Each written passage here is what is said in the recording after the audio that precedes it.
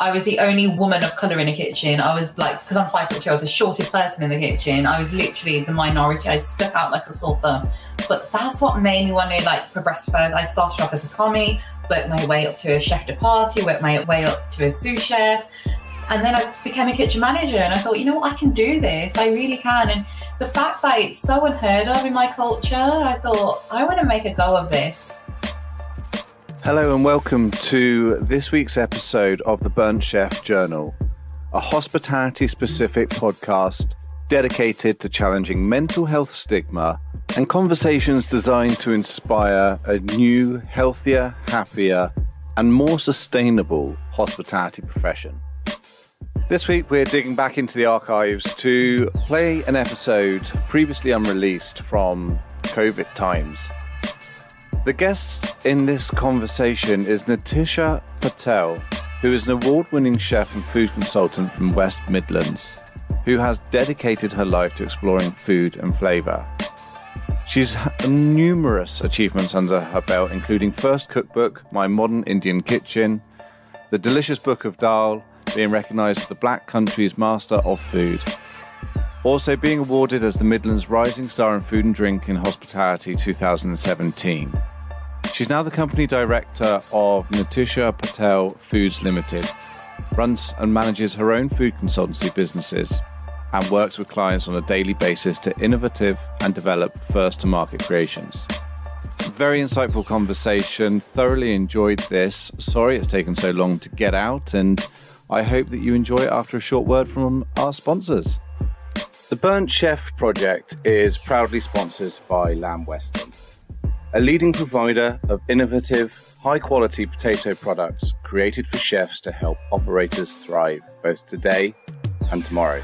Working carefully with sustainably minded farmers and growers, Lamb Weston provides potato solutions for every type of kitchen, from premium British chips and fries to potato shapes, wedges and mash. To find out more, head to lambweston.eu or search your partner in potatoes. Nitisha, how are you? Hi, I'm very well, thank you. Thank you for having me on today. No, thank you. It's an absolute pleasure to have you on the Burnt Chef Journal. Nitisha, I would love to learn a little bit more about you. So if you have the floor, please do explain to some of our listeners who you are and what brought you to hospitality. Sure. So I'm Nitisha. I'm a chef, a food author, and I'd like to use the term entrepreneur, but I know that's very loosely used these days, but I do own my own food businesses as well. I've been a chef for the last 16 years. So I'm now 33. All I know is food, hospitality and catering. From a very young age, I knew that's all I wanted to do. I'm Gujarati, so I'm born and bred here in the UK. I'm a black country girl, born and raised in Wolverhampton. My parents are from India, from Gujarat, and growing up, we had a mixture of cultures. So my parents are both Indian, but they've grown up. Well, my mother was born in Africa. My dad grew up in Africa. So we've had a mixture of cultures in our household. So on Friday nights, we'd be having fish and chips. At the weekend, we'd be having roast dinners. During the week, we'd be having Indian curries. And my love of food started from the age of 3, 4, 5 years old. As a child, all I remember is family parties, weddings, birthdays, Diwali, Christmas. And it wasn't just a family of 5, it was a family of 50 to 100 getting together, and everyone would be bringing their own meals and dishes. And before my eyes, these feasts were just appearing. So I'd be having turkey dinosaurs somewhere and then samosa somewhere else and biryani somewhere else. And just such a mixture of food, of culture, of heritage, generations, sitting with my cousins, sitting with my grandparents, sitting with my parents and hearing different stories, different love of food. And that's all I remember about my childhood: food, culture, fun, good times. And yeah, I just knew that I always knew I'd get into food from a very young age. However, when you're a South Asian girl, you don't really know how you can turn that love into a career. So when I was in high school, amongst all these other Asian girls, I just thought about doing an academic route and, you know, following in the footsteps of my cousins and my sister. So I studied business studies, history. I wanted to go into government and politics. And then after doing my GCSEs, I realized, you know what, just pursue food. It's what you love. So I hadn't done a GCSE in food technology, and then I begged the teachers to let me do an A-level. So I did an A-level in food technology, and then from there I did a degree in culinary arts. So I went to the University College of Birmingham to do a degree in culinary arts management, and that just opened up a whole new world of hospitality. And where UCB is based in Birmingham, we've got Panel's on the doorstep. We've got all these Michelin star restaurants opening up in Birmingham. And yeah, I went to uni in 2007, and that was a great time for Birmingham city centre. So it was nice to be part of that journey, like opening up in the hospitality world, just as Birmingham was opening its doors to hospitality as well. So I think that's what brought me into hospitality. That's amazing. I mean, with a background of business studies and history as well, why was it that hospitality as a profession stood out for you so much? I think I've always been a creative person, and I've always been academic as well. But the more I tried to be a bit more academic, the more I realised this is not suited for me.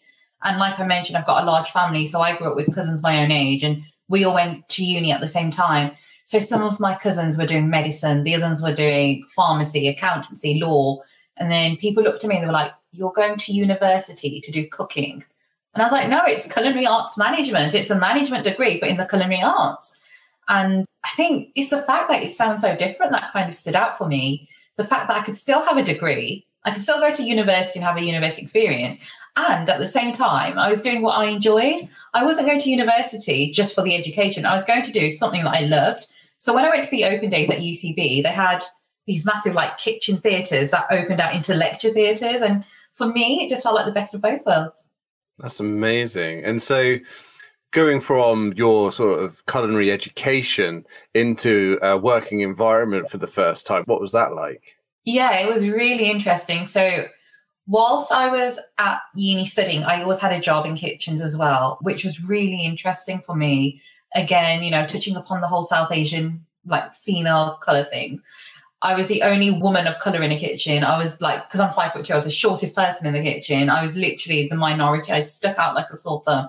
But that's what made me want to like progress further. I started off as a commie, worked my way up to a chef de partie, worked my way up to a sous chef. And then I became a kitchen manager, and I thought, you know what, I can do this. I really can. And the fact that it's so unheard of in my culture, I thought, I want to make a go of this. At the start, it was scary, super scary. But I've always had really great work experiences with the guys I've worked with the teams I've worked with. Also at university, I studied product development. So that kind of moved away from hospitality and got more into product development for ready meals, supermarket meals, convenience meals. So touching on that was really good as well, because I spent a total of 2 to 3 years in hospitality before I realised, you know what, this is a little bit difficult. I might not always be suited for this for the rest of my life. And then I got into product development, and I spent 5 years developing meals for all of the UK supermarkets. Oh, wow. Okay, Yeah. so away from the front line and sort of properly behind the scenes then with regards to, well, working with manufacturers, I guess, eh? Yeah. So I was working as a head chef for a company called Midland Heart. Midland Heart are an independent living association, and I don't want to use the word old people's home because that's not what it is. It's a building where they have restaurants, they have cafes, they have bars. And I was managing that whole catering side. I was a head chef. I had chefs underneath me. But at the same time, our customers were 50 plus. So fresh face straight out of university, having worked with 100 other peers that are working in Michelin star restaurants, I wanted to push myself. But the fact that I did a rare steak and I got complaints, it really disheartened me. So that's what drove me to product development. And I started work with a company called Bakkavor. Bakkavor is an Icelandic company. They're one of the world's largest food manufacturers, and they produce about 60% of what you see on supermarket shelves.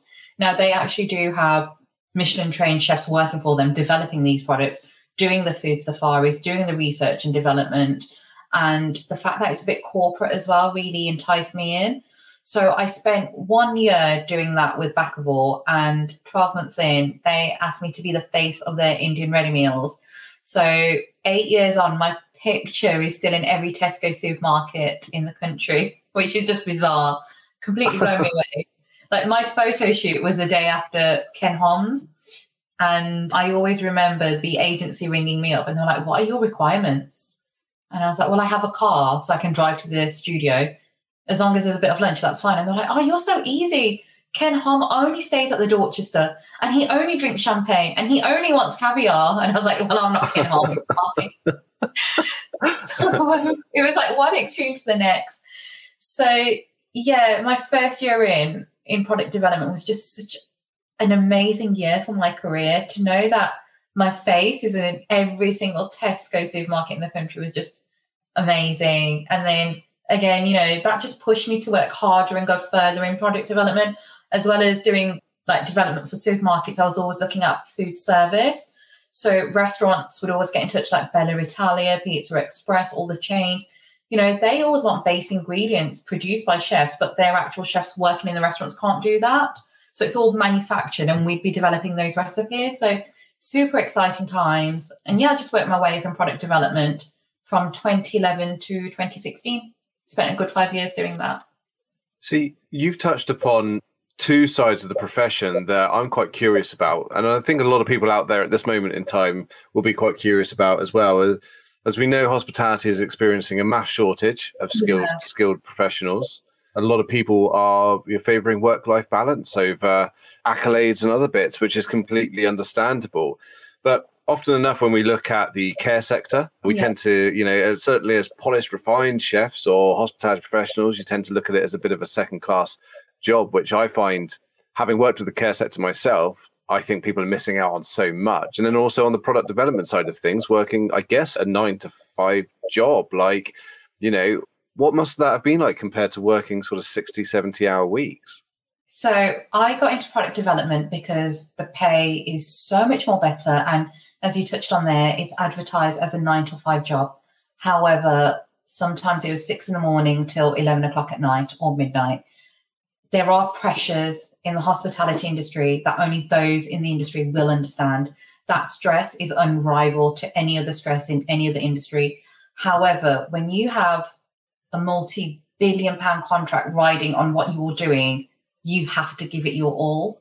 So if Tesco say, right, we need a new range of 30 ready meals in the next month, you have to give it your all. You can't just do a Monday to Friday, 9 till 5. Your whole life is consumed by that role because so much is riding on it. It's not just serving a customer. You're producing meals that millions of people are eating across the country. So it's a different kind of stress. Like I mentioned, it's corporate. So you've got a manager that's reporting into another manager, that's reporting into another manager, that's reporting into a director, that's reporting into a head of, that's reporting into a CEO. And this hierarchy just gets bigger and bigger and bigger. And to know that you're part of this hierarchy, for me personally, it was a really, really daunting process, really scary. And I know we are going to touch on mental health, but I think working in a corporate industry affected my mental health more than hospitality did. With hospitality, you're all in it together. But when you're in a corporate setting, knowing how many people are above you is a lot more daunting. I resonate with that. I mean, my background is also corporate, but also from different sectors. So I've worked in, you know, travel industry, mechanical engineering, and one of the jobs I had, I spent 4 years working in telesales and managing a team in telesales. And you just literally are sometimes a number in those organizations because there's so many people and you're just a very small cog in a massive, massive wheel. So I do get that. And so after production, you came back into what we know and love as front-facing hospitality, hey? Yeah, exactly. So in 2016, I think my mental health was the worst it's ever been. I was in a really bad way. I mean, I had a great role, I had a great salary, I had a company car. Year on year, I was making progression at work. I had customer facing roles, I was managing a team. But at the same time, none of this was satisfying me. None of this was adding value to my life. If anything, I didn't have a social life. I never got to see my friends or family, and I was consumed by work. My friends had also said the same thing to me. And the one thing I always knew from a very young age is that I do have a passion for food. I do have a love for food, and I never want to lose that. I never want to resent my industry. I never want to fall out of love with food. So I had to make a decision. And, you know, I'm writing all these recipes for large supermarkets and large customers and large clients, but it's these large companies that I'm working for that are making the profit, not me personally. So I had the idea of writing a recipe book. And this is something I can do for myself. This is something that if I ever have children, it's a legacy I'm leaving behind. So I had the idea of my modern Indian kitchen.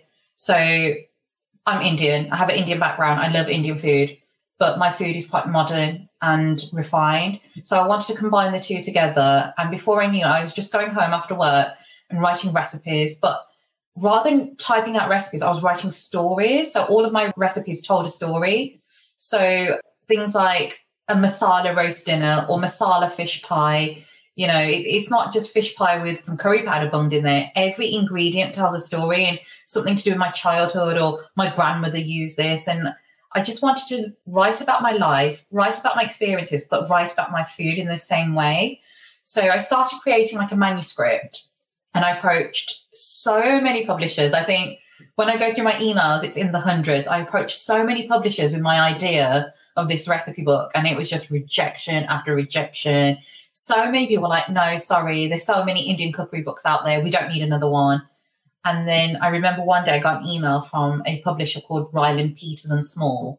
And they're quite a large publisher. They've got sites in London, in New York. Their books sell out globally. And they got in touch and they were like, we love your story. We love the tone of what you're talking about. We love what you're advocating for. Let's have a meeting. So I booked a day off work one day, got on a train, went down to London in Holborn, met with the publishers, and they were like, we love everything about your story, and we'd love to offer you a contract for your first cookery book. And it was a breakthrough moment for me, being in such a bad place, financially, mentally, physically. My health was deteriorating. I was having a bad time at work, but then to have this light just emerge, and it's not the light at the end of the tunnel. I don't believe in that. I believe that we get lights at various moments in our journey. And that was the significant light for me at that moment in time. It showed me that if you have the potential, there is so much you can do. So got this contract, signed the contract, started work on the book, put it on my social media, and then social media started exploding for me. At this point, I was just on Instagram and Facebook, like my personal profiles. I never had anything with Chef Nitisha, or I never called myself a chef. But the minute I started pages like My Modern Indian Kitchen, Chef Nitisha's launching a book, like it just exploded. And yeah, to get followers from all over the world and so much engagement on my posts, my recipes, things started snowballing, and all for the good. And then people started getting in touch saying, oh, can you do a bit of consultancy for our restaurant? Or, oh, do you do private dining? And yeah, all these opportunities just started coming my way. So I had to make a decision. Like, do I stay in the corporate field where, you know, you can make a lot of money and you're guaranteed work, or do I kind of go it alone and become my own boss and explore all these other opportunities that were coming my way that, you know, they're not set in stone. They're not promised. It's not a promised salary, but it's very exciting. And I'm doing something under my name. You know, I'm not just an employee number for a large corporate company. I am my own boss, and I call the shots. For weeks and months, I've been abused at work. You know, people are quite literally taking the piss. But now it's my time. It's my time to shine. What do I do? So I took a gamble and I went alone. I started Nitisha Patel Food Consultancy and Chef Nitisha. So 2 separate companies. That's amazing. I'm inspired just talking to you. I absolutely love that. And I think many people out there sort of might be listening to this and going, yeah, I'm inspired. And there are also some people out there going, oh, well, you know, it was a lucky break and I'm just waiting for mine. And it depends on what side of the coin you sit. But I definitely feel over the last sort of 3 or 4 years, I've become a lot more spiritual. But also I've realized that sometimes the world is full of like thousands of people, right? All with different views, unique perspectives on things. And as you've clearly said, you know, it took a lot of continual resilience at a time when you felt very low, but you had a passion and a belief in yourself. For just that one person to give you that lucky break. But, you know, it's through sheer grit and determination. And I think there's a strong lesson in that. Oh, thank you. If you're enjoying this week's episode, consider heading over to our website and supporting our ongoing work in destigmatizing mental illness and creating a healthier, happier, and more sustainable industry by purchasing some of our branded merchandise. We have a whole range of t-shirts, hoodies, chef's jackets, well-being journals, plus a whole host more available on worldwide dispatch. All funds raised from sales of these items go towards free-to-access e-learning content, as well as providing free support systems and help for those who may be experiencing difficulty with their mental health. I need to add, when I made that decision to go it alone, so like you touched upon spirituality then, back then I was also consuming all this material online about, you know, the law of attraction, The Secret, Tony Robbins. I was focusing on authentic South Asian cuisine to your door, and it's absolutely vegan, plant-based, and all of our packaging is environmentally friendly too. Now, I was really naive in thinking that, yeah, getting chefs isn't going to be a problem. We'll have a kitchen team in no time. But we struggled, admittedly, you know, we were quite naive. We struggled getting chefs. Luckily, I have a great relationship with UCB, the University College of Birmingham, and they have hundreds of chef students working there. And some of them are master students as well. So I was lucky enough that I was able to get 2 master student chefs from UCB, who are both from India as well. So they have a strong background in Indian cuisine. Where I struggled was getting a KP. So it would appear that even though everyone needs work right now, nobody wants to be a KP, nobody wants to be a cleaner, nobody wants to wash the dishes. It took me 3 months to find a KP, and he's just absolutely brilliant. He's so good. And then 2 months into work, he came into the office one day and he said, "Chef, can I ask you a question?" I said, "Yeah, what's up?" And he said, "Can you train me to be a chef?" And I was so proud of him for asking and for taking that step. But what's worrying now is that, what do I do when he's fully trained? Where's that next KP going to come from? Everyone's thinking about progression, which is great. Everyone wants to be the chef, but no one wants to be the cleaner anymore. No one wants to be that pot wash, that strong force that's keeping the whole kitchen going clean and organized. And that's what's worrying me at the minute. So how do we get those people back into work? Good question. What is it that's stopping people from applying for those roles in the first place?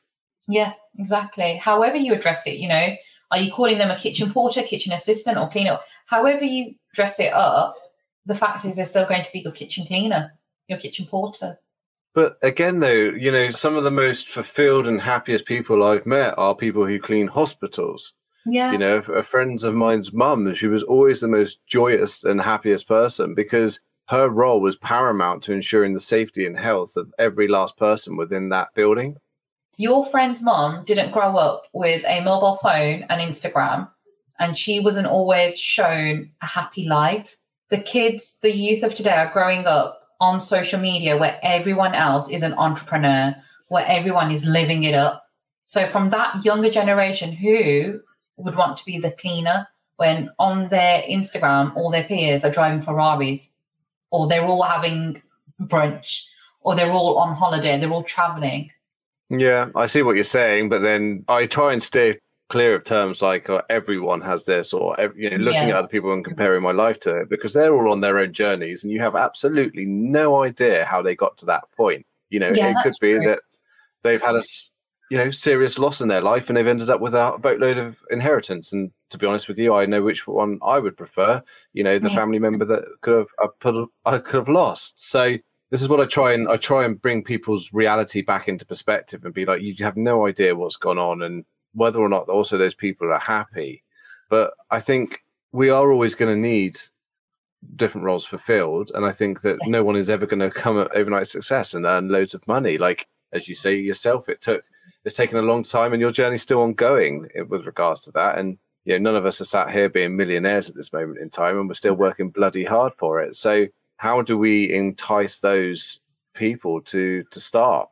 You know, perhaps do you need, as an employer, to have a clear progression model in place to say that actually, if you start as a KP here, in 6 months' time, we'll start you through your basic training to become a chef, or, you know, sommelier, or whatever it might be?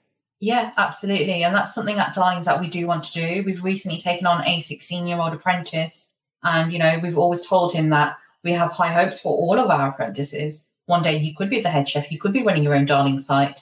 Our aspirations for Darlings is to have a nationwide brand. We want to grow the brand quite quickly, and we want to have sites in every city, and we'd like our staff to grow with us.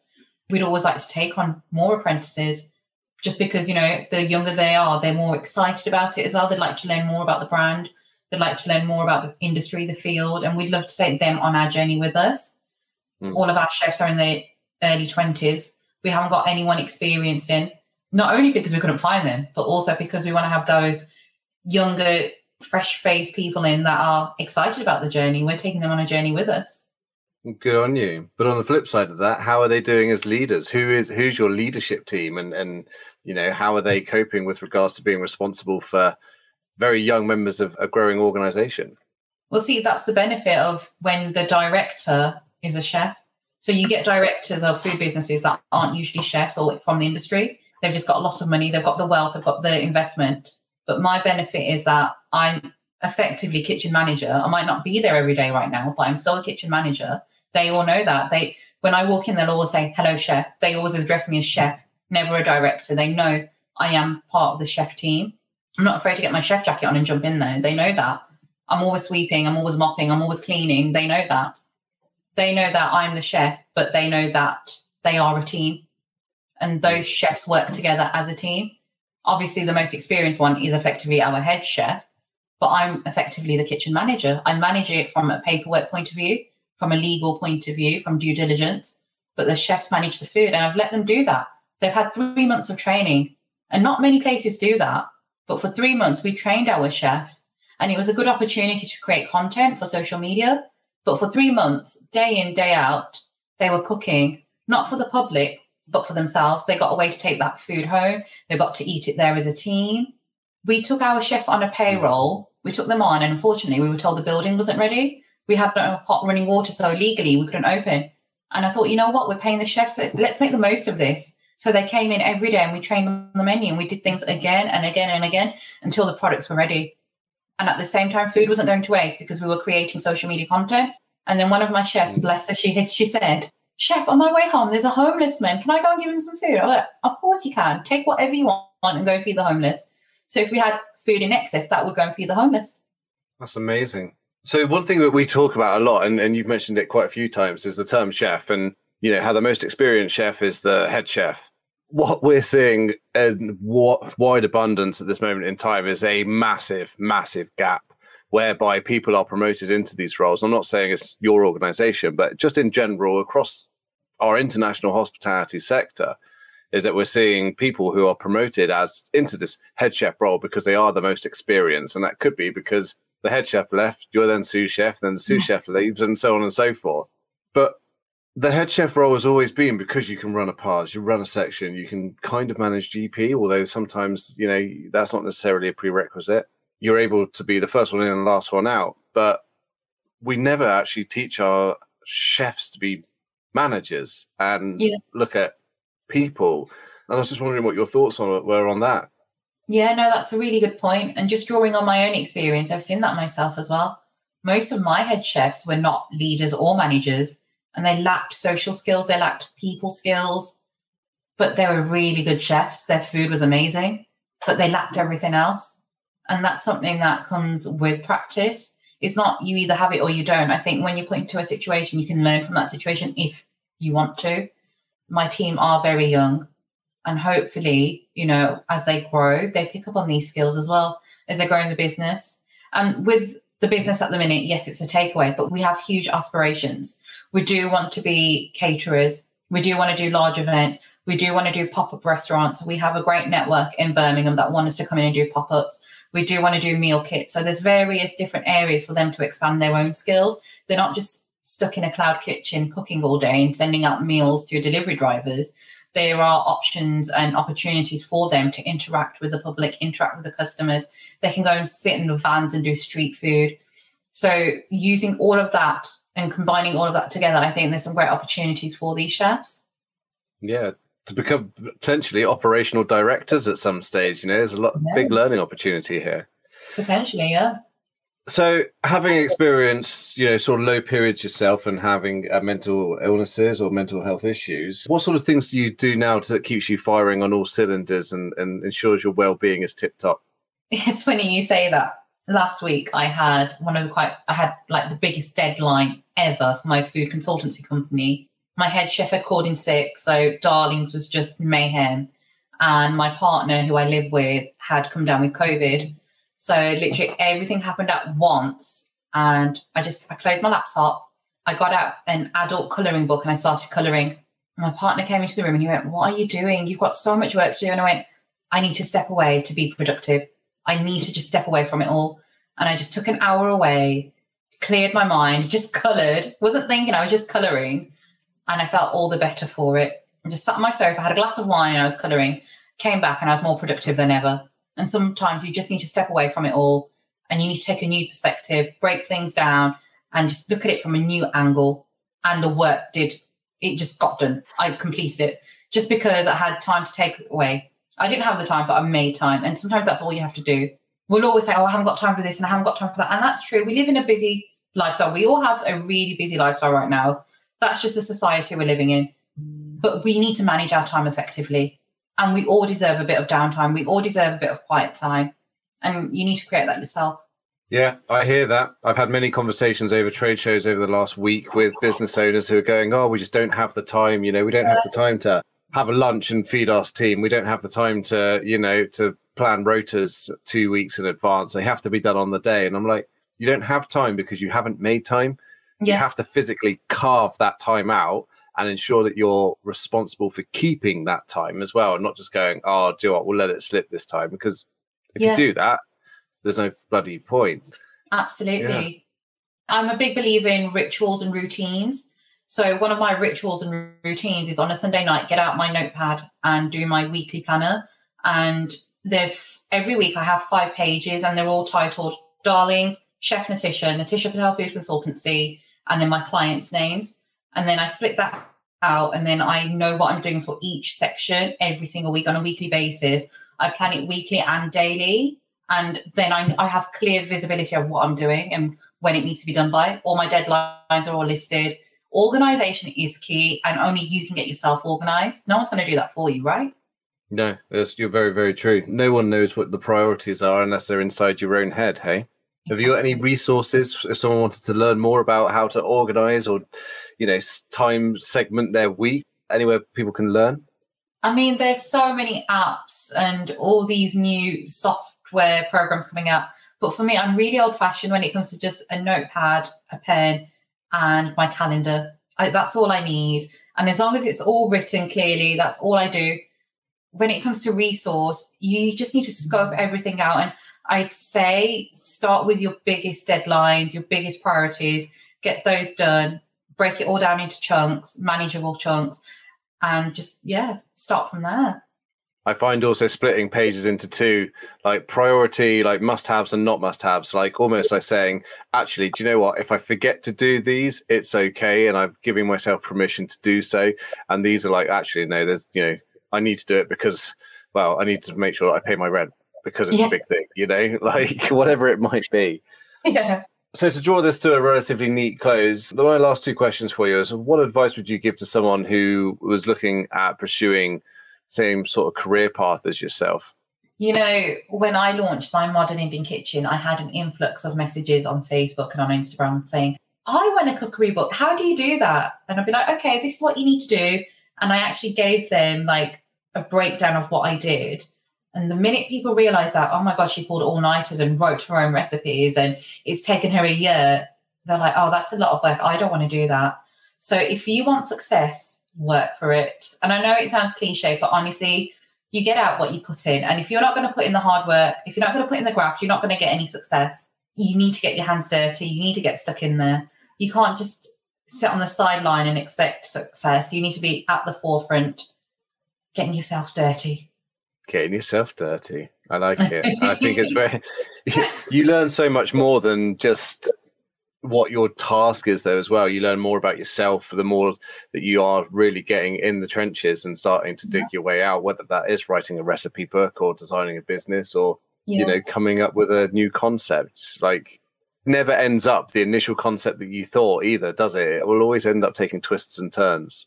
Yes. Your journey does evolve and so do you. You have to evolve. And then the final question is, if you could give some advice to a 16-year-old version of yourself, or even to a 16-year-old version of you, what would you say? When I was 16, my heroes, my idols was Rick Stein, Keith Floyd and Gary Rhodes. White, British, middle-aged men. There was no one in the media that looked like me. That was a chef that did what I wanted to do. I had no role models. I couldn't see myself in anyone in the media. And when I was 16, the world was a very scary place because I was going away from the norms of society that I'd grown up with. And I was going against my own dreams because of that. If I could go back in time and talk to the 16-year-old Nitisha, I would say, have those dreams and do it bigger than you ever imagined. Don't worry about what anyone else is going to say or do, or think about what they're going to think about. You just do you. If you've set your eyes on a vision, go for it with everything that you have, every single ounce of passion and more. Love it.